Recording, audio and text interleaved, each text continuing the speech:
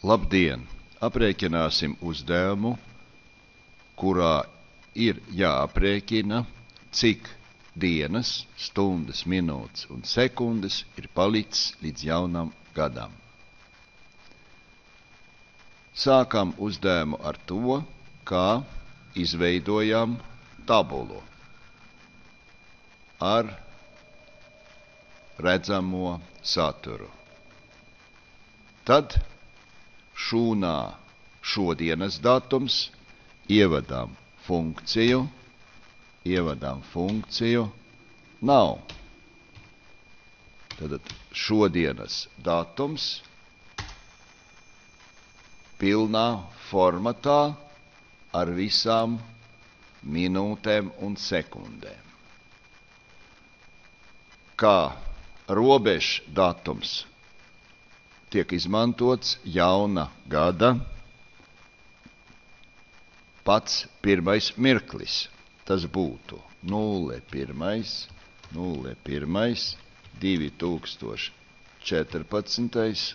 Atstarpe 0. Kols 00. Kols 00.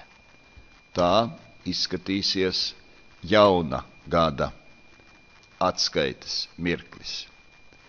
Sākam rēķināt. Dienas. Mēs varam aprēķināt vienkārši atņemot no jauna gada šodienas datumu, bet, kā zinām, šeit ir jānopaļo šo starpību līdz veselam skaitlim. Tāpēc vadām iekšā round down,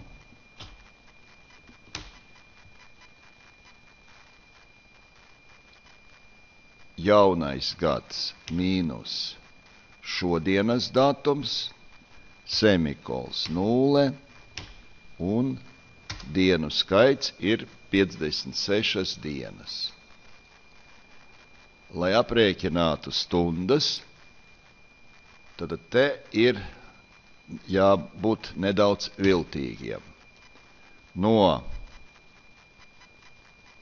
Mums ir jāaprēķina, cik stundas ir palicis līdz jaunam gadam. Formula varētu izskatīties sekojoši. 23, tā ir pēdējā stunda, mīnus hor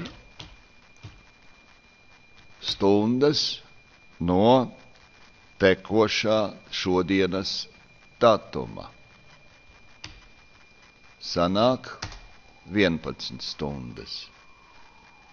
Minūtes vienāds, pēdējā minūte vecajā gadā ir 59 minūtes, mīnus minūtes no datuma.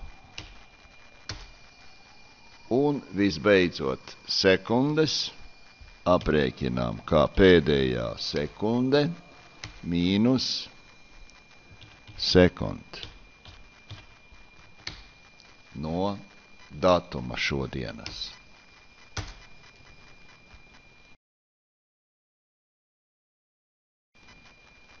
Rezultātu var pārbaudīt, uzspiežot F9 pociņu.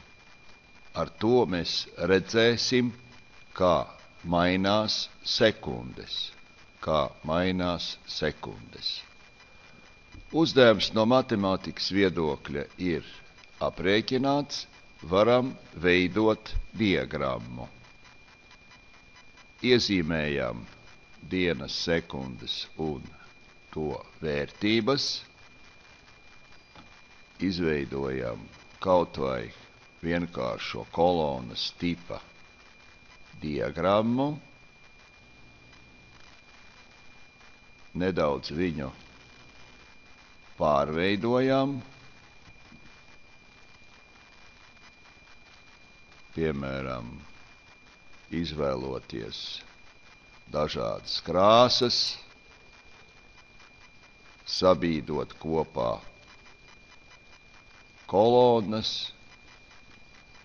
dienas, minūtes, stundas, sekundes. Diez vai mums tā legenda ir vajadzīga. Varam vēl piemēra pēc ievadīt dienu, stundu, minūšu, sekundžu